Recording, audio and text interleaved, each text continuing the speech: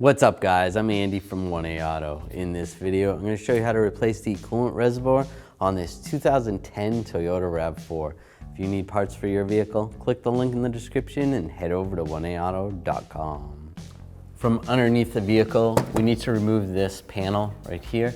This one was pretty much falling off. There really wasn't much holding it on, but you should have some push pins right here, right here, right here, right here, and over there. And then this one didn't have any of these fasteners, but there's some type of screws that go there.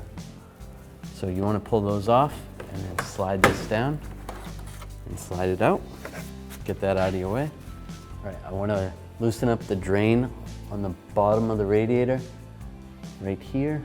It's below the radiator hose right there. So loosen that up.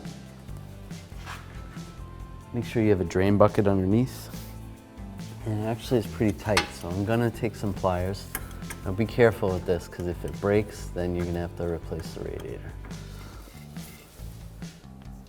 If it doesn't move with pliers easily, then don't even bother with it. Just drain it with the hose or something else. And there we go. Just gonna let that drain slowly.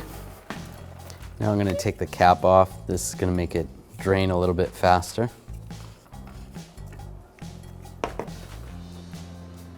A little bit faster. I wanna pull this trim panel off. Take these little push clips out. What you do is you push down just a little bit on the clip and just slide it out. Just use a pocket screwdriver or a pick. Just grab that panel, slide it out. Now take a 10mm socket, extension, and a ratchet. I'm using an electric ratchet. If you don't have an electric one, just use a regular one. Take these two bolts out, one here, and there's one on the back right there.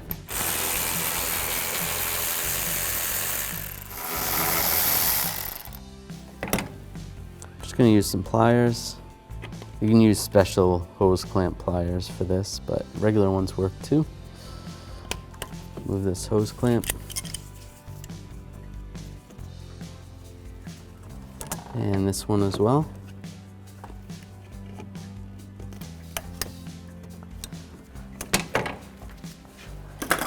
Alright, so we're just trying to break the seal with the hose and slide it off, because sometimes you just can't get the hoses off. So if you just take a little pick, get underneath the hose, go all the way around.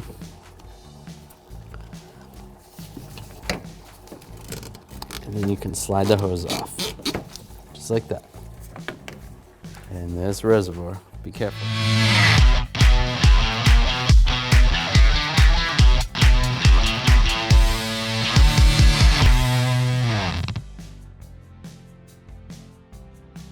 All right, I'll just slide this coolant reservoir hose on the bottom, and this one goes on the top, just like that.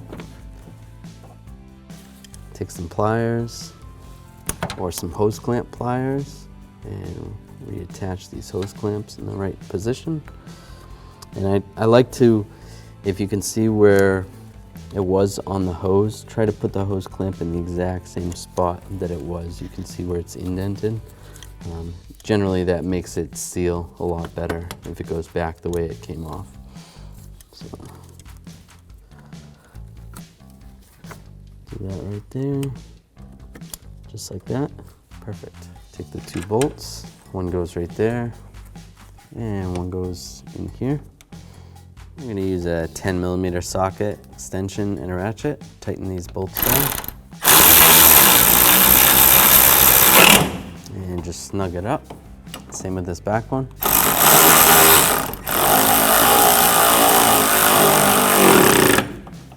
There we go. Make sure that coolant drain is closed all the way. Just grab it and just give it a twist. You can try loosening it and just snug it up. You don't want to tighten it too tight, just finger tight, and then maybe just a little bit more. So that's good. So if you have this panel, just line this up right like that. Just position that there.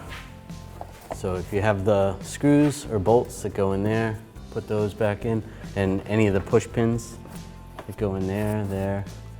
There's a couple other spots there and there. Right there and there. And just take this cover and just slide this back in position. Just like that. Make sure everything lines up. And now we're just gonna have to reset these push pins. Just push this tab back so the center piece is popping out like that. Slide it in position and then push the button down so it's flush.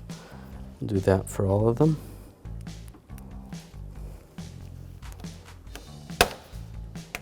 All right, now we're gonna take this coolant funnel, and for this particular vehicle, I don't need any adapters. I can just put this coolant funnel here. This funnel comes with different adapters. We actually sell this at 1aauto.com if you want one. And we're gonna take the appropriate coolant. You're gonna wanna check the owner's manual and make sure you use the right coolant for the vehicle. And we'll fill it up.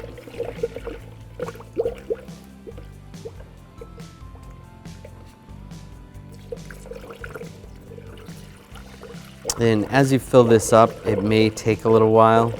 So you might find that the reservoir completely fills up with coolant, and then just let the vehicle sit for a little while.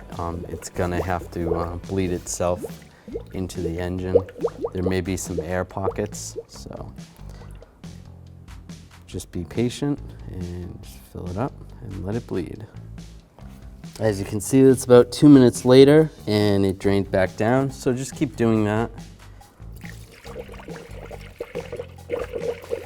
Fill it up, let it sit for a minute, watch it drain. So once you've noticed that the level stays at one level for a little while, what you can do is go over to the radiator hose and give it a squeeze, see if you can get any air bubbles out of it. See if you can get it to bleed a little bit more. It looks pretty good right there.